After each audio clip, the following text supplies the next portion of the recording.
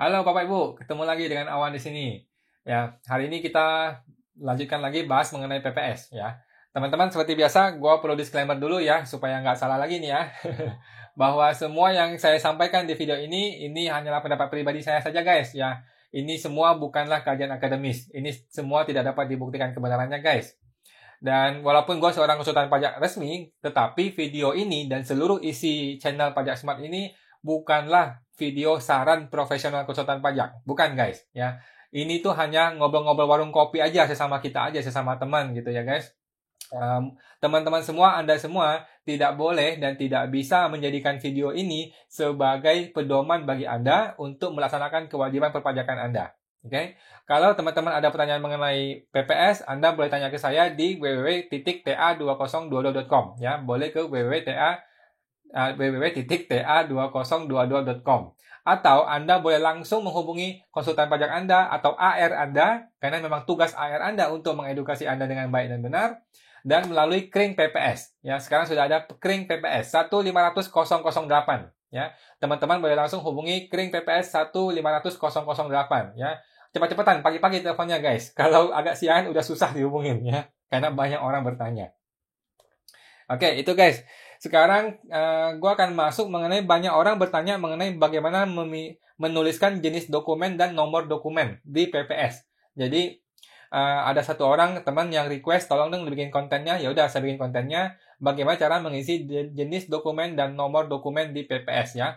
By the way teman-teman nggak usah khawatir kalau salah isi PPS Anda tidak akan batal ya. PPS-nya tidak akan batal gara-gara itu salah isi. Jangan khawatir, paling disuruh di email atau di telepon atau di WA oleh AR disuruh perbaiki ya. PPS boleh diperbaiki. Pokoknya PPS berikutnya itu memperbaiki PPS yang sebelumnya. PPS berikutnya memperbaiki PPS sebelumnya. Jadi nggak ada masalah ya guys. Walaupun ada salah menuliskan ini tidak akan menyebabkan PPS Anda batal. Santai aja ya. Nah, seperti biasa kita lihat ke komputer. Nah, ini kan contoh uang tunai, ada tabungan. Tahunnya kan 2020 kan ya, 2020. Jadi tahun ini kalau dia bentuknya liquid, uang tunai, tabungan, tabungan, terutama tabungan yang liquid ya, itu langsung 2020. Tapi kalau deposito, lihatlah tahun deposito itu ditempatkan, gitu ya. Ini lokasi Indonesia, ya. Alamat boleh Jakarta. Boleh Anda tulis alamat Jakarta, kota, atau alamat banknya, atau alamat alamat rumah Anda juga boleh sih, bebas saja ya. Atas namanya siapa? Jadi tabungan ini atas nama siapa? Jadi kadang-kadang kita kan mau mengklaim harta atas nama orang lain. Nah, disinilah kita tulis ya. Nama yang tertulis di tabungan, di buku tabungan. Ya. Di buku tabungannya. Oke, jadi di buku tabungan itu tertulis namanya siapa. Maka itulah nama dia. Mungkin ada deposito tapi nama anak, nama istri, atau nama saudara, atau nama siapapun sekarang Anda akui, maka tulis nama dia di situ. Terus selain nama dia, mesti tulis juga NPWP orang ini berapa, atau NIK-nya berapa, atau TIN-nya berapa, Tax Identification Number ya kalau di luar negeri.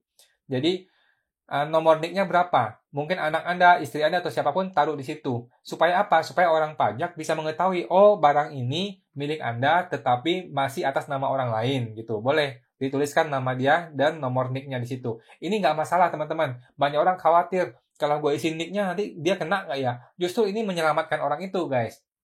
Jadi kalau lu taruh sebuah deposito atas nama saudara si A gitu. Nah, justru ikut PPS ini untuk menyelamatkan dia. Kenapa? Suatu hari dia bakal dikirimin surat oleh pajak nih. Dia ada ditemukan deposito tapi nggak dilapor di SPT dia. Kan jadi masalah buat dia nih. Nah, kalau Anda ikut PPS, maka orang ini yang atas nama ini, dia tinggal bikin sebuah surat pernyataan bahwa, oh deposito ini betul nama saya, tetapi bukan milik saya. Ini adalah milik si A, si Awan gitu ya. NPWP-nya ini, nomor teleponnya ini, alamat ini, tolong hubungi si Awan ini. Nah, begitu orang pajak hubungi si Awan, maka Awan bilang, oh saya sudah lapor di PPS saya. Ini saya buktinya. Gitu. Jadi aman teman-teman ya, jangan khawatir. Jadi nomor NIK-nya di sini diisi. Itu 2, 4, 5, 6, 7, 8, 9, 10, 2, 4, 5. 16 angka. 16 angka. 16 digit. Oke. Jenis dokumen ya. Jenis dokumennya apa? Nomor dokumennya apa? Ini yang kita mau jadi masalah ya kan? Keterangan ya. Untuk keterangan bebas saja guys. Bebas saja apa? Yang penting adalah jenis dokumen dan nomor dokumen. Jadi ingat teman-teman, semua yang kita laporkan di PPS harus bisa kita pertanggungjawabkan. Kecuali yang namanya uang tunai. Karena uang tunai itu nggak ada jenis dokumen, nggak ada nomor dokumen. Memang nggak ada gitu. Tapi yang lain, alangkah baiknya jenis dokumen dan nomor dokumen itu bisa dipertanggungjawabkan. Oke? Sekarang kita akan langsung masuk ke jenis dokumennya. Nah, ini kode hartanya udah saya susun ya. Kode harta, nama harta, jenis dokumen, nomor dokumen. Contoh uang tunai. Kalau uang tunai, kalau saya ini ya, ini pendapat pribadi ya teman-teman. Kalau saya ini, saya masukin uang tunai aja langsung di sini. Gitu ya, contoh. Nah, mudah-mudahan kebaca ya. Uang tunai, gue tulis uang tunai. Gitu, jenis dokumennya. Nomor dokumennya tunai juga, karena nggak ada nomornya kalau tunai. Gitu. Tabungan, diisi nomor rekening. Nama jenis dokumennya rekening. Nomor dokumennya rekening. Anda mau tulis nomor customer akun Anda di bank juga boleh. Pokoknya jenis dokumen apapun yang bisa bermanfaat untuk ketika nanti pembuktiannya. Gitu guys. Jadi jangan khawatir ya. Giro juga sama, nomor rekeningnya terus nomor dokumennya. Gitu guys. Deposito, nomor beliatnya atau terus nomor beliat. Jadi jenis dokumennya beliat deposito. Atau boleh juga nomor rekening bank juga boleh. Gitu. Oke, nggak ada masalah. Cuma nanti kalau diminta buktikan, Anda harus siap. Setara kas lainnya itu bisa asuransi, kripto, dan lain-lain gitu. Nah, boleh nomor polis, boleh nomor account. Nomor account di akun kripto Anda juga boleh. Nomor polis, nomornya berapa. Terus nomor dokumennya apa. Gitu. Piutang, nah piutang ini berbahaya guys ya. Maksudnya hati-hati ya. Piutang itu kan berhubungan dengan orang lain. Oke? Piutang harus dibuktikan dengan perjanjian hutang piutang. Kalau nggak nomor invoice. Mungkin Anda buka invoice, orang belum bayar nih, kan piutang. Nah, nomor invoice-nya boleh taruh di sini. Jenis dokumennya, nomor invoice, nomor dokumennya, nomor invoice-nya. Gitu ya. Tapi piutang harus dilapor di pihak sana sebagai hutang. Ya dong, kita lapor piutang, orang yang berhutang ini harus melapor sebagai hutang. Ya, kita punya hutang, maka orang lain harus lapor sebagai piutang. Oleh karena itu, harus cocok antara dua orang ini, guys. Gitu ya. Kalau nggak cocok, kalau saya sih ribet-ribet, udah gue lapor uang tunai aja. Karena ini akan sulit pembuktiannya nanti. Agak ribet kalau piutang. Gitu ya. Apalagi kalau nggak ada perjanjian piutang. Nggak ada perjanjian hutang piutang ya. Kalau hutangnya 1 juta sih nggak apa-apa. Kalau 1 miliar, jadi masalah nanti. Resiko. Gitu guys ya. Jadi piutang ya. Hati-hati dengan piutang karena ini akan sulit pembuktiannya. Terus piutang afiliasi. Kalau Anda nggak ngerti, nggak usah diisi deh. Piutang afiliasi itu piutang yang berhubungan dengan apa ya? Saling ketergantungan antara beberapa afiliasi gitu. Kalau nggak ngerti, nggak usah dah. Saya juga nggak gitu paham. Persediaan usaha. 023 ya, 023. Persediaan usaha. Kalau di SPT nggak ada persediaan usaha. Oke. 023 ini muncul di PPS. 023 persediaan usaha. Jenis dokumennya barang dagang saja.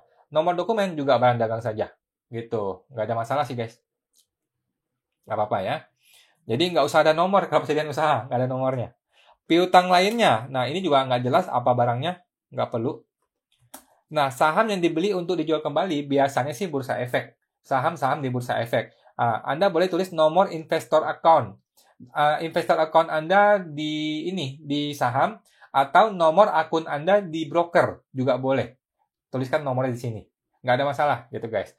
Dan bursa kalau bisa dilaporkan per broker. Lebih enak teman-teman. Dilapor per broker. Ini untuk memudahkan Anda sendiri gitu loh. Jangan sampai lu bingung nanti. Begitu tahun depan bingung. Mending per broker diaturnya. Sama seperti rekening. Rekening itu per rekening. Bukan per bank ya. Tapi per rekening. Kalau di satu bank ada 5 rekening. Ada 5 baris. 5 baris laporan PPS Anda. Gitu. Itu lebih memudahkan Anda. Saham. Saham itu maksudnya saham di PT ya. Anda punya PT atau Anda mungkin beli saham di sebuah PT, tapi PT yang Anda miliki, bukan PT di Bursa Efek ya. Ini saham. Nah, tuliskan akte pendirian PT-nya. Jadi kan PT punya akta. Akta pendiriannya nomornya berapa? Nah, tulis di sini nomor aktanya. Oke. Obligasi perusahaan. Obligasi pemerintah ini sama. Ada dokumennya kan? Obligasi kan ada suratnya, surat obligasinya. Nah, itu dokumen obligasinya ditulis nama dokumennya apa, saya nggak tahu, karena saya nggak punya obligasi ya. Terus nomornya di samping kanannya, nomor obligasinya. Surat utang lainnya juga kalau ada surat hutang dengan orang lain, seseorang gitu, boleh. Jenis dokumennya ada surat hutang, kemudian nomor dokumennya nomor berapa, gitu. Reksadana sama, bisa nomor akun bank, dokumen reksadana juga boleh, ada nomornya di sini. Gitu. Jadi sebisa mungkin teman-teman, sebisa mungkin Anda memiliki nomor dan jenis dokumen ya, sebisa mungkin. Instrumen derivatif, saya bingung, kalau Anda bingung juga nggak usah diisi. Pernyataan modal dalam perusahaan lain yang tidak atas saham, biasanya CV. Ya. Akta pendirian CV-nya ditulis, jenis dokumennya akta pendirian CV, terus nomor dokumennya nomor aktanya, nomor akta CV-nya. Oke. Kemudian investasi lainnya, ini bisa asuransi, bisa kripto. Kan tadi ada setara kas lainnya, sekarang investasi lainnya. Mirip-mirip aja, boleh. Ini boleh nomor polisnya, nomor polis asuransi, terus nomor account kriptonya. Ya, nomornya berapa di sini tulis. Ya, sebaiknya begitu teman-teman. Tuliskan nomor polis dengan detail per polis, per satu-satu polis. Supaya memudahkan Anda juga nanti. Lu jadi gampang untuk ketika ngisinya. Sepeda, nah sepeda nih gue nggak jelas. Sepeda itu ada nggak sih nomor dokumennya? Kalau sepeda mahal mungkin ada, nggak tahu juga. Jadi di sini boleh tulis tipenya apa, nomor dokumennya nomor apa. Kalau nggak ada ya udah tulis saja sepeda di sini. Terus di sini sepeda juga, gitu. Sepeda motor dan mobil sama, nomor BPKB atau nomor polisinya boleh. Nomor BPKB lebih aman, nomor BPKB. Atau nomor polisi juga boleh, B berapa, terus belakangnya berapa, gitu ya. Alat transportasi lainnya itu kalau Anda mungkin punya forklift atau punya apa gitu ya, drone kan mungkin transportasi juga. Itu boleh juga. Nah, logam mulia dan batu mulia. Logam mulia, batu mulia itu kalau gue sih gue tulis logam mulia, batu mulia.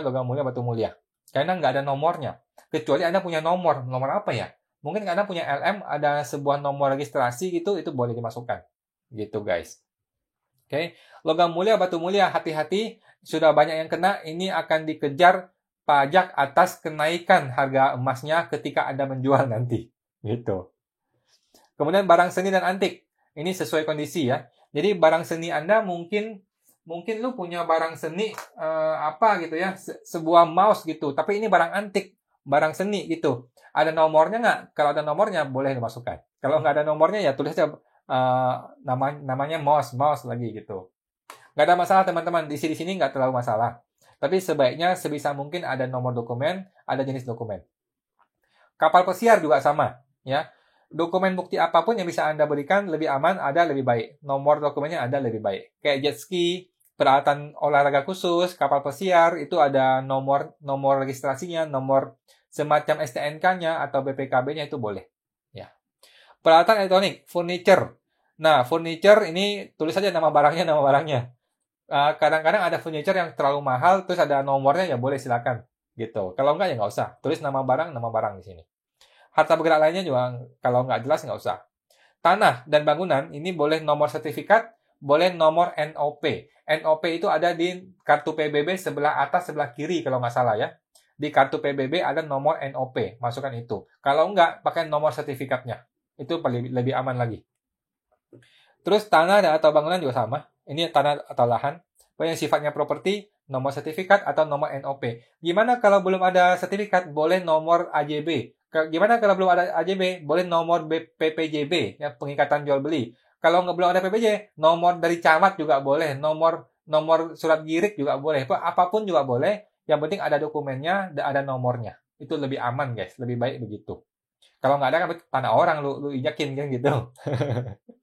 Nah, harta tidak bergerak lainnya ini nggak jelas juga. Nah, paten, royalti, merek juga sama. Kalau Anda punya nomor registrasinya berapa, terus nomornya berapa di sini. Ya, nomor registrasi, nomor merek dagang di sini. Gitu. Harta tidak berwujud, nah ini juga nggak jelas. Kalau Anda ada juga silahkan. Kemudian hutang. Hutang bank juga sama ya. Pada prinsipnya sih, semua yang ada di harta dan hutang ini akan lebih baik kalau Anda bisa punya jenis dokumen dan nomor dokumen. Ini akan lebih mengurangkan resiko Anda untuk ditanya-tanya lebih lanjut oleh orang pajak. Gitu guys. Ya, semoga membantu ya untuk itu teman-teman. Oke. Itu teman-teman, kalau ada masuk pertanyaan silakan taruh di kolom komentar nanti di YouTube-nya ya. Lanjut, saya akan membahas mengenai SP2DK yang sudah terlanjur pembetulan, di mana pembetulan itu ada harta yang berubah. Nah, ini cilaka. Sejak 29 Oktober 2021, banyak oknum atau gue boleh bilang teman-teman AR ya, yang salah mengedukasi wajib pajak. Sehingga gara-gara salah edukasi, wajib pajak menjadi bayar SP2DK-nya, bayar PPH atau PPN, kemudian dia pembetulan SPT, di mana pembetulan SPT ini menyebabkan perubahan harta. Oke? Dia ada bayar PPN PPh, maka hartanya berubah. Dia update lah hartanya di pembetulan. Nah, cilakanya Undang-Undang HPP tidak mengakui pembetulan. Jadi kalau Anda ikut PPS, semua pembetulan yang dilakukan setelah 29 Oktober dianggap tidak disampaikan. Sekarang bagaimana nih harta yang sudah dia laporkan di SP2DK? Yang dia sudah bayar pajaknya. Masa dia masih ungkapkan lagi di PPS? Double dong, double bayar dong. Nah kan nggak mau dong. Nah, sekarang Anda mesti ngomong ke AR Anda. Anda minta kebijakan AR-nya. Gimana kebijaksanaan AR-nya nih? Gara-gara ibu, gara-gara bapak, saya salah nih sekarang. Gitu loh. Saya jadi bayar pajak yang seharusnya gue nggak usah bayar. Gue jadi pembetulan yang nanti tidak diterima di PPS pembetulan ini. Oke? Nah, AR Anda harus bertanggung jawab atas edukasi yang salah itu. Anda mesti ngomong ke dia. Gitu. Gara-gara bapak salah kasih saya informasi, saya jadi pembetulan, sekarang harta yang saya sudah akui ini nggak bisa diakui di PPS. Bagaimana dong? Kalau gue laporkan ulang, double dong. Gue dua kali lapor. Nah, minta begini kepada AR-nya, minta tolong supaya, oke, saya ikut PPS, tetapi harta yang dilaporkan di pembetulan inilah yang mau saya pakai di PPS. Boleh nggak, Pak? Boleh nggak, Bu? Begitu. Mesti ngomong dengan AR-nya. Ya.